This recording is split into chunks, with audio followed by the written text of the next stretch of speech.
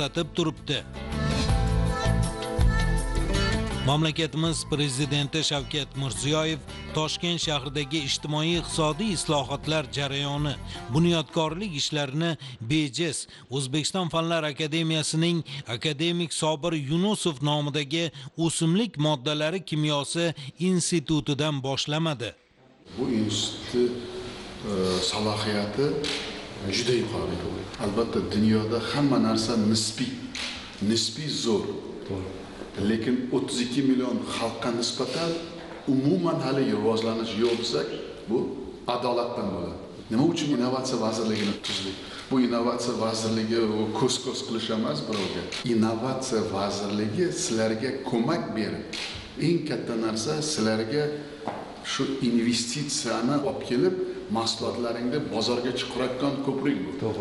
90-yildagi sharoitimiz ilmda hozirga nisbatan 100 karra yaxshi.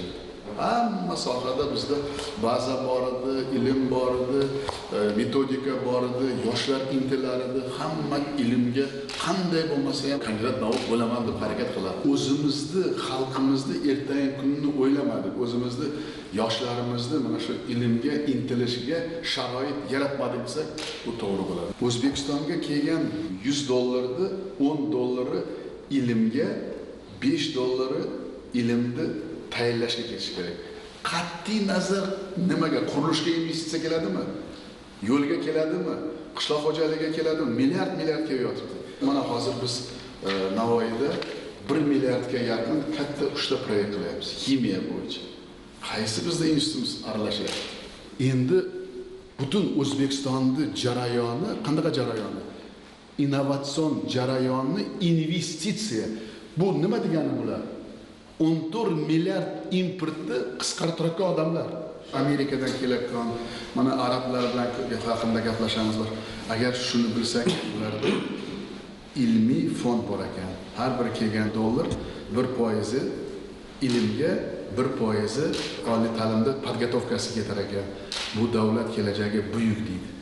Nima uchun men 4 ta 5 ta maktab qildim? Abdulla Aripov, ularning ichida 200 tani ichida 2 ta chiqadi.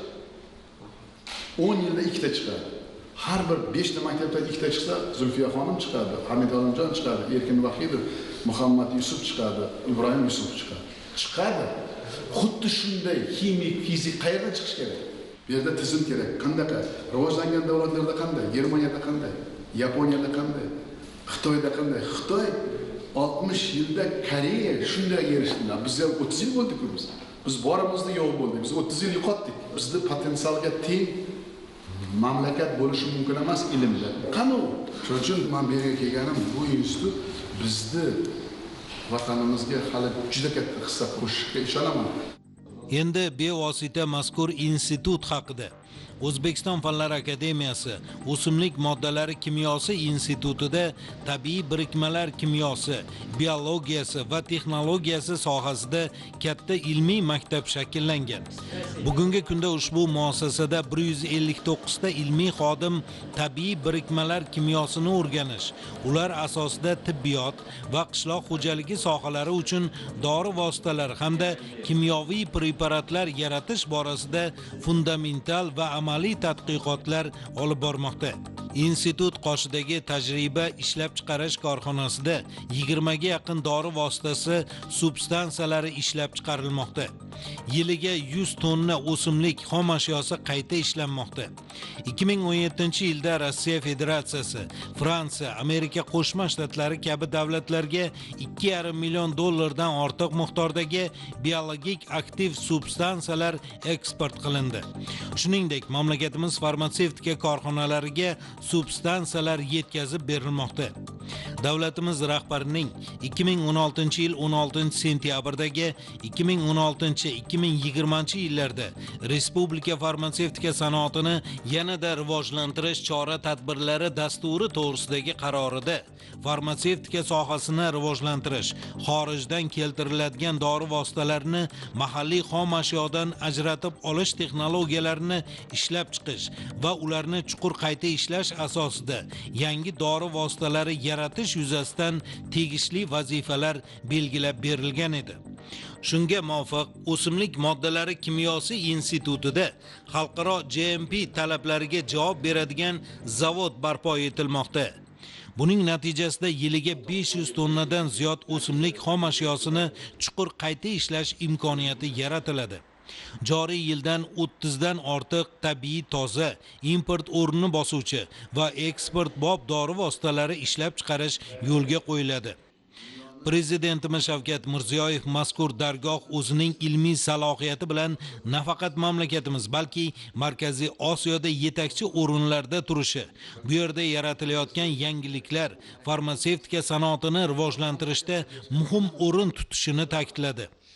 Davlatimiz rahbari mazkur korxona faoliyati bilan tanishdi. Olimlar tomonidan tayyorlangan biologik aktiv substansiyalarni ko'zdan kechirdi.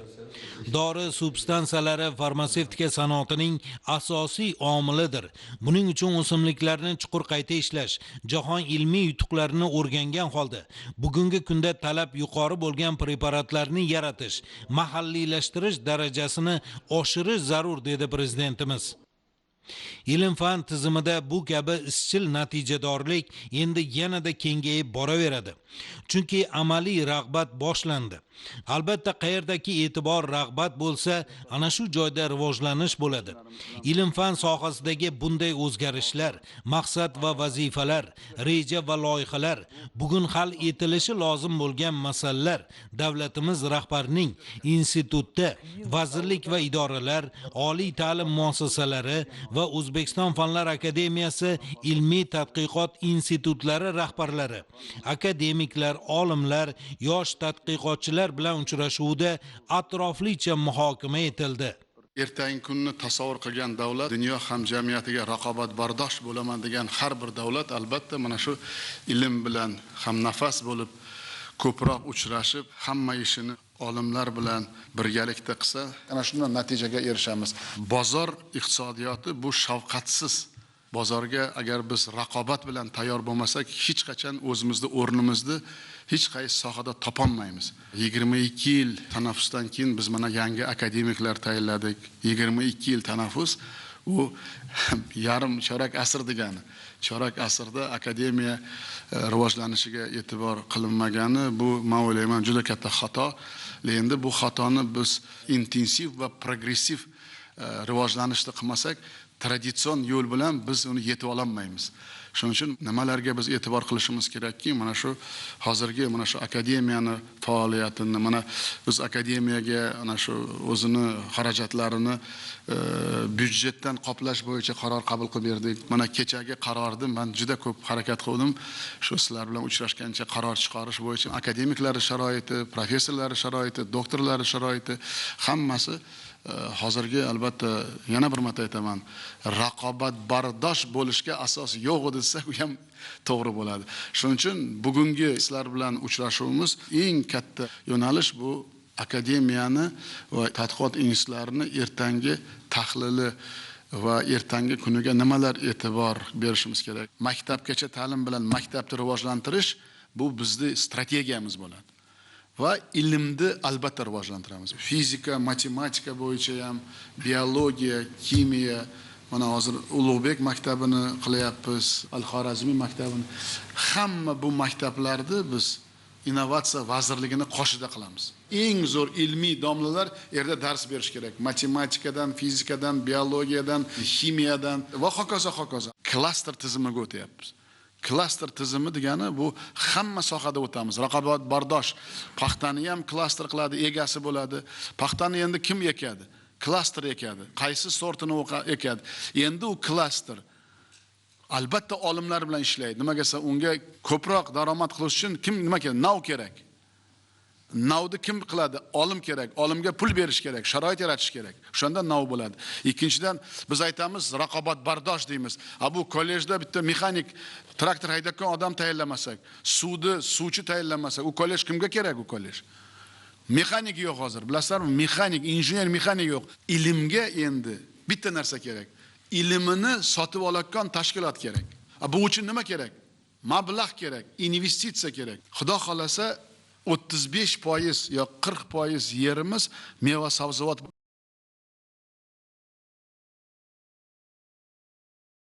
paytda na uzumga, na anoriga, umuman biofon degan narsani faqat paxtadan boshqa hech bolada bilmadik. Original dori vositalarini kengaytirish kerak uni. Urug'lik, mana kartoshka bo'yicha biz qancha ishlaganmiz. Uni ham davom qilish kerak. Baribir kartoshka non-u, ikkinchi non, u ham chetdan olib kelyapmiz. Milliard bir paytlari bor edi bizda. Zo'r ishlar, hammasi yo'q bo'lib ketdi. Akademik bo'ldimi, millatga, vatanga xizmat qilish kerak. Samimiy xizmat qilish kerak. Samimiy degani maktab yaratish kerak. Ta'lim va ilmiy tadqiqotlarni rivojlantirishga doir biron bir masala e'tibordan chetda qolmadi. Uchrashuvda oliy ta'lim muassasalari, ilmiy tadqiqot markazlari rahbarlari, akademiklar, olimlar ilm-fan tizimini rivojlantirishda muhim omil hisoblanuvchi masalalarni, takliflarni, muammolarni kun tartibiga qo'ydilar. Davlatimiz rahbari ularning har birini atroflicha ko'rib chiqib, hal etish yuzasidan hukumatga, mutasaddi idoralar rahbarlariga zarur topshiriqlar berdi. Uchrashuvda so'zga chiqqan olimlar prezidentimizning bunday g'amxo'rligi va e'tibori uchun minnatdorlik bildirib, bundan buyon bor bilim, kuch, g'ayrat va shijoatini ilm-fan rivojiga qaratishlarini alohida qayd etdilar.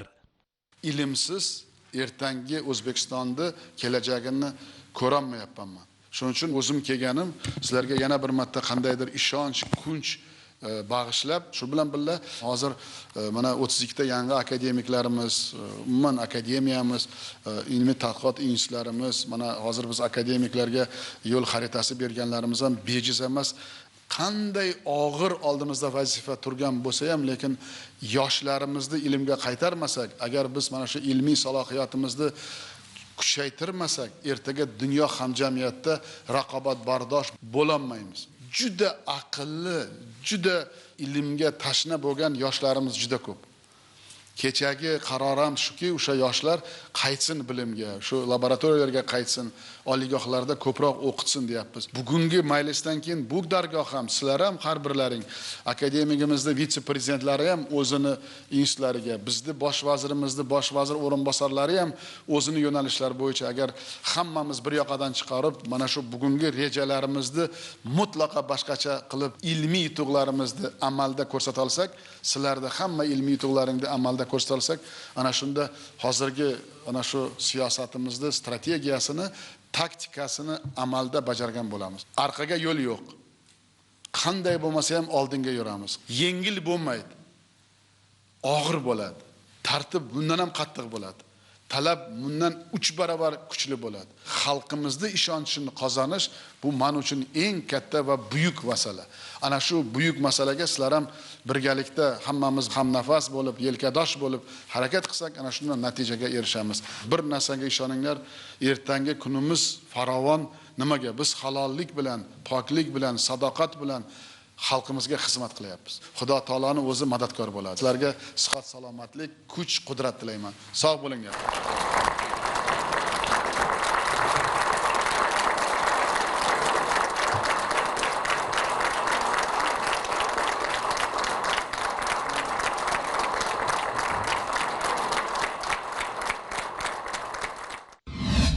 Prezidentimizning ilm ahllari bilan uchrashishi hech qanaqa mubolag'asiz nihoyatda katta tarixiy ahamiyatga ega bo'ldi desak ham bo'ladi. Prezidentimiz nihoyatda vaqtlari ziq bo'lishiga qaramasdan bugun har bir Fanlar akademiyasining institutlarining direktorlari bilan batafsil suhbat qilib, har bitta institutning muammolarini so'rab chiqdilar. Va bundan eng muhimi shundaki, bir necha yillar davomida to'plangan muammolar o'sha joyda o'zida hal bo'ldi. Kuni kecha prezidentimizning juda muhim qarorlari chiqdi. Bu ham bo'lsa ilm ahlilarini oyliklarini oshirish, 25% gacha oshirish bo'ldi, balki bu o'rtacha bir xil nimalar sohalarda undan ham ko'p oshirish bo'ldi. Bugungi kunda mana prezidentimiz aytganlaridek ilm fansiz qilib bo'lmaydi. Mana bugungi kunda juda ko'p akademiyaning institutlari qishloq xo'jaligi bilan bog'liq ularning faoliyati. Masalan, urug'lik kartoshka ishlab chiqish, zarar kunandalarga kurash olib borish. Prezident aytdilarki, bugungi kunda dedilar, qishloq xo'jalik bu xalqni baqadigan soha. soha. Buni ilm fansiz rivojlantirib, tokigacha biz urug'li kartoshkani chet eldan olib kelamiz, tokigacha biz yada ximikatlar yoki bir xil narsalarni ishlatishimiz kerak, zararkuranlarga kurash, shu tufayli qancha bo'lgan hosil nobud bo'lyapti. Bularni hammasini olimlarimiz qilish kerak va bugungi kunda bunday potensial bor. O'shuning uchun har bir sohani o'tirgan o'sha majlisda bo'lgan mutasaddilar bilan suhbatda prezident shunday masala qo'ydilarki, o'zimizdagi O'zbekistondagi fanni qo'llab-quvvatlash kerak. Bizning buyuk merosimiz Ulug'bek, Xorazmiy, Beruniylar bizning ma'naviyatimizni poydevori. Shuning uchun mana 1,5 yildan beri prezidentimiz astronomiya fanini rivojlantirishga juda katta ahamiyat beryaptilar. Mana bu birinchi navbatda mana astronomiya instituti qoshida astronomiya va aeronavtika parkini tashkil etilayotganligi, u yerda muzey bo'ladi, planetariy quriladi va eng muhimi Mirzo Ulug'bek nomidagi astronomiyani o'qitishga ixtisoslashtirilgan maktab internat bo'ladi. O'tgan yili sentyabr oyida Islom hamkorlik davlatlarini fan va texnologiyalar bo'yicha sammiti Ostonada bo'lib o'tganda, o'sha yerda prezidentimiz O'zbekistonda Mirzo Ulug'bek nomidagi 4 metrlik zamonaviy teleskopni Maydanakda o'rnatish tashabbusi bilan chiqdilar. Biz bugungi kunda Maydanakda imkoniyatlaridan atiga 20% ga foydalanyapmiz. Shuning uchun 4 metrli teleskopda o'rnatilishi astronomiya fanini rivojlantirishga va yana yuksak bosqichga ko'tarishga olib keladi. Bugungi uchrashuv astronomiyani yanada yuqori bosqichga ko'tarilishga juda katta omil bo'ldi. Men bir narsani juda ko'p eslayman. Hali prezidentlikka ish boshlamasdan saylov oldi o'zlarini bir ma'ruzalarda shuni ta'kidladilarki, bitta olimni yetishishi uchun yillar talab qilinadi. Olim bo'lish bu igna bilan quduq qazish bilan teng. Bu bilan muhtaram prezidentimiz ilm ahlini jamiyat o'rtasidagi uni qadrini, uni g'ururini, uni ruhini ko'klarga ko'tardilar. Bu albatta hozirgi respublikamizda ilm qilayotgan insonlar uchun juda katta ilmiy izlanish olib borishga sabab bo'ldi. Olib borilayotgan izlanishlar nafaqat fundamental tadqiqotlar natijasida, ularning bir qismi shu bugungi bizni iqtisodiyotga, bizni tibbiyot uchun, boshqa sohalar uchun kerak bo'ladigan mahsulotlarni innovatsion ishlanma holatida ishlab chiqarishga qaratilgan. Men shuni ta'kidlamoqchi edimki, ilm ahlini bu yaratib bergan sharoitlarni javobi tariqasida hali vatanimiz oldida juda katta qarzdorliklari mavjud. Men o'ylayman, kelajakda mana bu ishlanmalar asosida yangi mahsulotlar yaratiladi. Ularni tibbiyot amaliyotida, ularni qishloq xo'jalik sohasida keng ishlatishga imkon yaratiladi. Muhtaram yurtboshimiz bilan bo'lgan uchrashuv albatta bizlarni yana bir marta quvontirdiki, juda katta imkoniyatlar, sharoitlar yaratib berildi. Ya'ni ilmiy xodimlarimiz uchun ilm olib boraman, ilm bilan shug'ullanaman deganlar uchun uy-joy bilan ta'minlash masalasi qo'yildi. Bu ham albatta mana shu yoshlarimizni juda katta muammosi bo'lar edi, joy masalasi. Mana bu masalalarda ham yechimi topildi. Qishloq xo'jaligi sohasida olib borilayotgan islohotlar prezidentimiz tomonidan oxirgi yillarda juda shiddat bilan rivojlanmoqda. Ya'ni mana muhtaram yurtboshimiz bugungi ta'birlar bilan aytganda, paxtani nima uchun ekamiz? Paxtadan fermer daromad olish uchun ekan. Lekin uni daromadni olmasdan ertaga uni faqat qarz uchun fermerni qarzga botirib qo'ymaslik masalalariga to'xtalib o'tdilar. Endi ana ularning o'rniga mana shu samara beradigan ekinlar, gidroponik usulida issiqxonalar tashkil qilish yoki bo'lmasam samara beradigan mevalik ekinlarni ekish, ya'ni mana shu intensiv usulda yetishtiriladigan va o'sha yerda issiqxonalar tashkil qilib limon yetishtirish. Ya'ni bular hammasi demak mana o'sha joylarda yangi turdagi ekinlarni mana hozir universitetimiz olimlari tomonidan ishlab o'tganlarini ham aytishim mumkin. Demak, mango o'simligi mana bizning respublikamizda yo'q. Mana shuni ham hozir iqlimlashtirish borasida ishlar olib boriladi. Papaya o'simliklari. Ayniqsa mana bu Koreya bilan biz juda ko'plab ishlar amalga oshiryapmiz. Ya'ni o'sha har xil salatlar turlarini eksportbop bo'ladigan mana iceberg salatlari deymiz yoki bo'lmasa o'sha rukola ko'katlari, mana bular hammasini iqlimlashtirib o'zimizda demak ilmiy asoslangan holatda fermer xo'jaliklarimizga tavsiyalar ishlab chiqish bo'yicha ishlar olib borilyapti. Bular hammasi men o'ylaymanki mana shu muhtaram yurtboshimiz tomonidan yaratib berilayotgan imkoniyatlardan to'g'ri va unumli foydalanganimiz natijasida hozirgi kunda mana shu yoshlarimiz ilmga qiziqib hozir yangi o'simliklar turida ustida ishlar olib borishmoqda.